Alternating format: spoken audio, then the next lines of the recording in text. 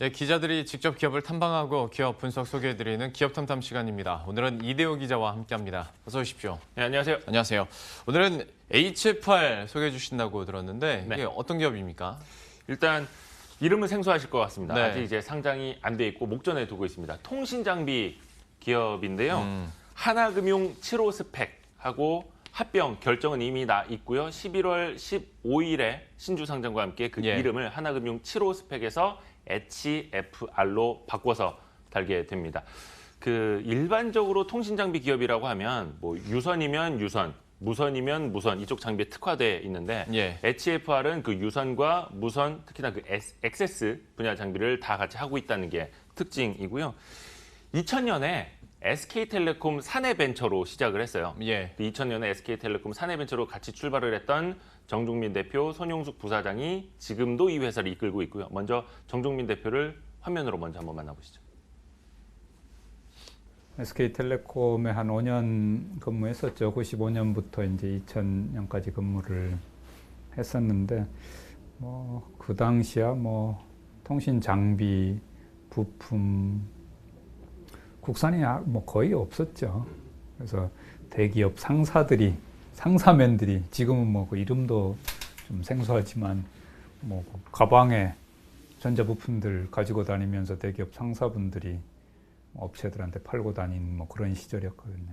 원래 광통신을 전공을 했었고, 그다음에 SK텔레콤에 와서 이제 그 당시 지금은 기억도 못 하는데 사람들이 그때는 삐삐 기술도 하고 그러면서 이제 CDMA 하고 지금 이 이동통신에 이용되는 어떤 그 네트워크 쪽에 사실은 근간이 되는 기술을 그때부터 했었어요.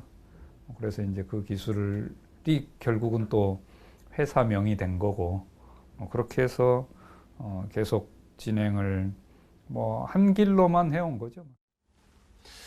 대표이사의 인터뷰 내용까지 들어봤는데요. 아마 눈치 빠르신 분들은 이제 아셨겠지만 영어로 표기할 때는 HFR인데 이게 상장은 H로가 아니라 HFR로 상장이 되잖아요. 5글자로 맞춰야 돼서. 예, 그러니까 여러분들도 좀 안 헷갈리시게 하기 위해서 저희도 이제 HFR로 제가 발음을 계속 하도록 하겠습니다.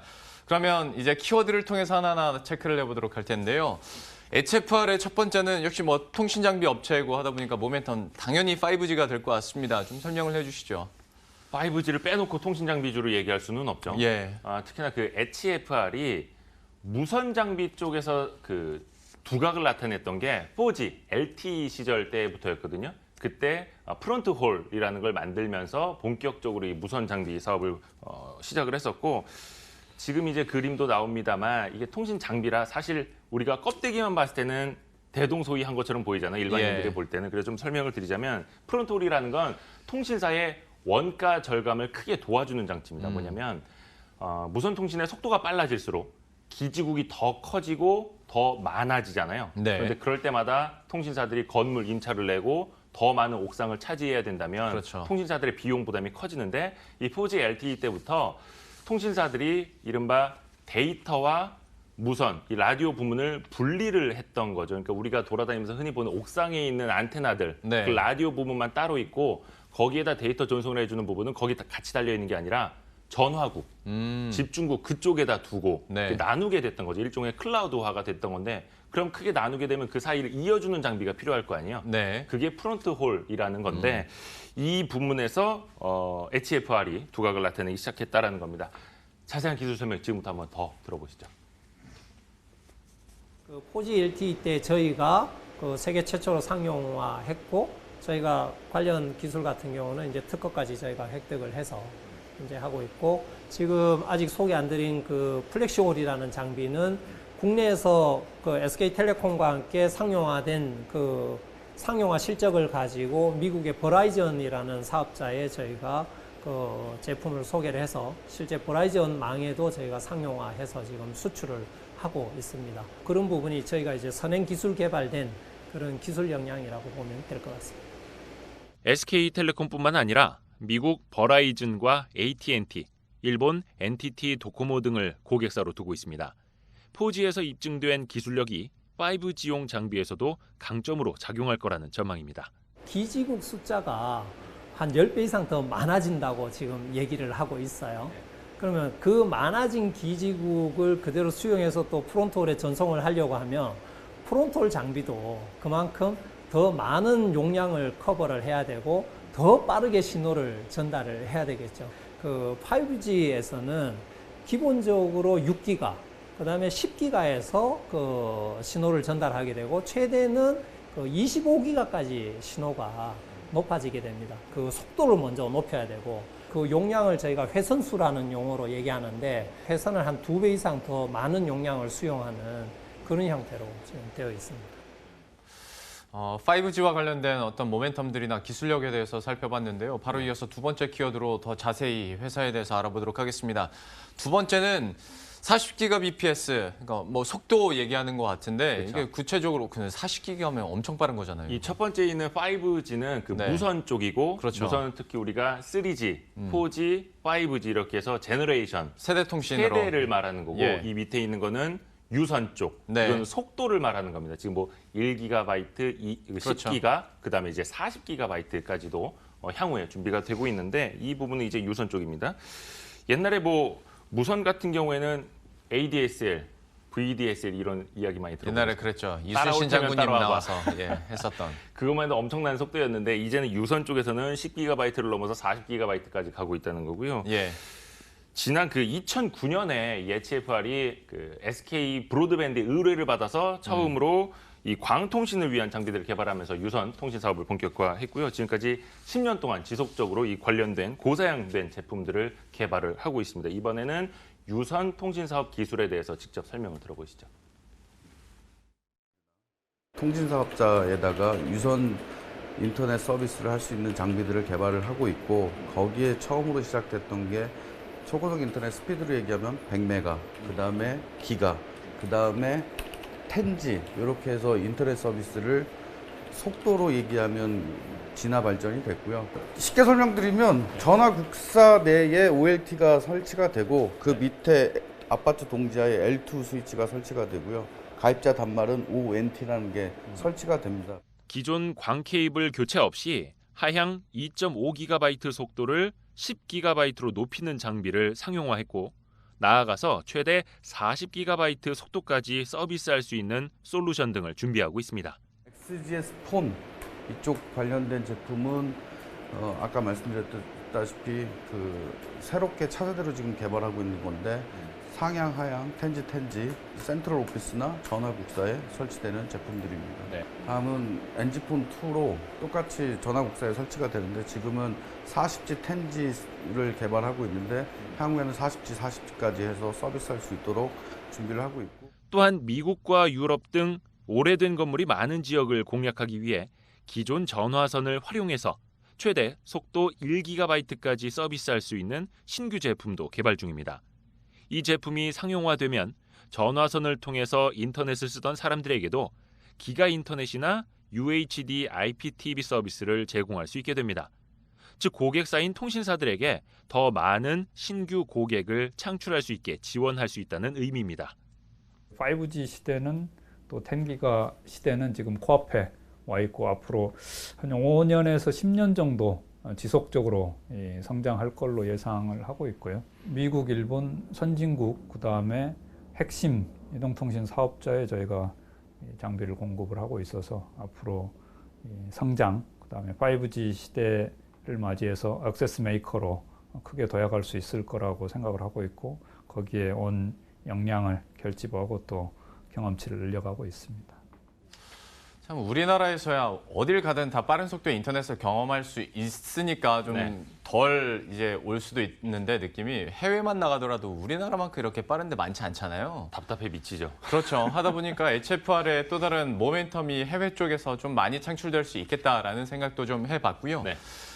세 번째 키워드도 바로 확인을 해보도록 할 텐데 세 번째 키워드는 연결로 해줬습니다. 그런데 어떤 통신 장비에서 연결로만 하기에는 너무 의미 부여가 없는 것 같고 뭔가 더 있습니까? 통신 장비 업체에게 연결이라는 뜻은 너무나 당연한 그러니까요. 의미잖아요. 예. 연결이라는 게 이제 이어서 맺다라는 뜻인데 네. 저는 여기에서 주목을 하고 있는 게 이 이어지다.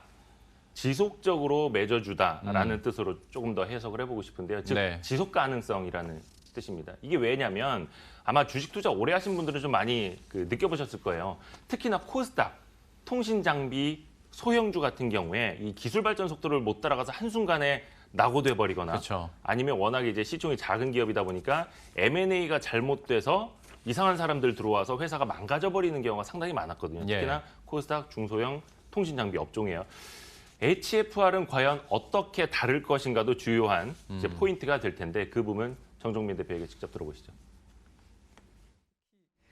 B2B 기업은 20년 동안 한 기업에 계속 거래했다는 것은 기본적으로 그런 어떤 신뢰, 그다음에 신용이 기반이 되지 않으면은 지속적으로 이어나가기 어려운 것 같습니다. 저도 뭐 그동안 많은 상장, 비상장 기업들 그 사이클들을 뭐 보곤 했었지만, 그러니까 저희가 지금 상장할 수 있다는 것은 결국 시장 안정화기에 저희가 중요한 역할을 맡을 수 있다라는 것을 또 오히려 그 시장과 그다음에 고객들이 인정한 것이라고 저는 보고 있고요.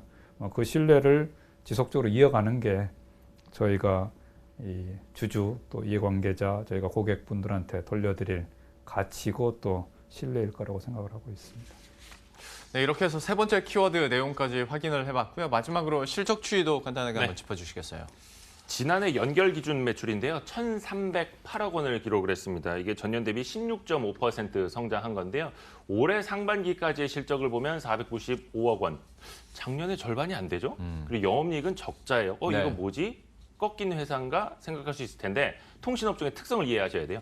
통신장비 업종 특성상 하반기 매출이 3분의 2에 다다릅니다. 예. 그런 특성이 있고 그러다 보니까 이익도 매출도 대부분 하반기에 난다라는 걸 참고하시면 좋을 것 같고요. 또 중요한 건 앞에서도 이야기했습니다만 통신회사들의 5G 투자가 내년부터 본격화될 것이라는 점도 투자 포인트고요.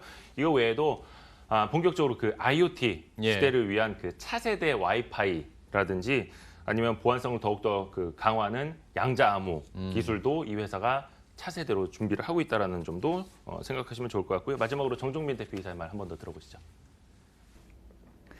앞으로 뭐 세상은 사람, 뭐 기기, 차, 심지어는 사물들까지 전부 다 네트워크에 연결되고 그 다음에 또 그들 간에 필요한 정보들이 교환되잖아요. 그래서 액세스는 무엇이냐면은 그런 많은 그 사용자들, 장치들이 네트워크로 들어가는 문이죠. 그래서 결국은 무선이든 이동통신이든 유선이든 그 액세스 분야에 우리는 전문가이고 그다음에 그 부분들에 대해서 우리가 자신이 있다. 이렇게 실적 부문에서까지 함께 살펴봤고요. 오늘 HFR에 대해서 이대호 기자와 함께 확인을 해봤습니다. 오늘 말씀 고맙습니다. 네.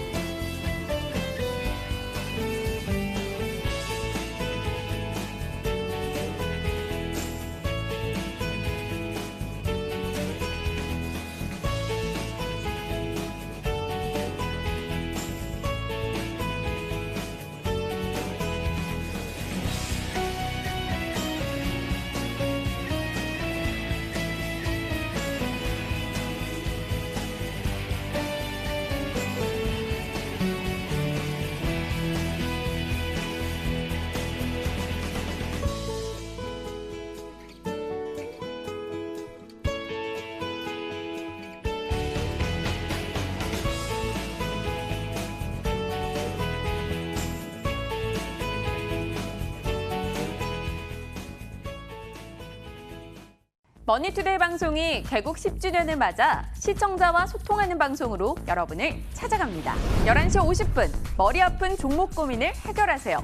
종목 상담 주챔콜 12시 40분, 시청자와 함께 매수매도하는 실전매매 박민영의 스타겟 솔루션. 1시 10분, 영원한 투자 멘토 오마이스타. 그리고 여러분의 계좌에 빨간불을 켜게 해줄 이상로의 새빨간 투자까지 든든한 머니투데이 방송과 소통하며 성공 투자하세요.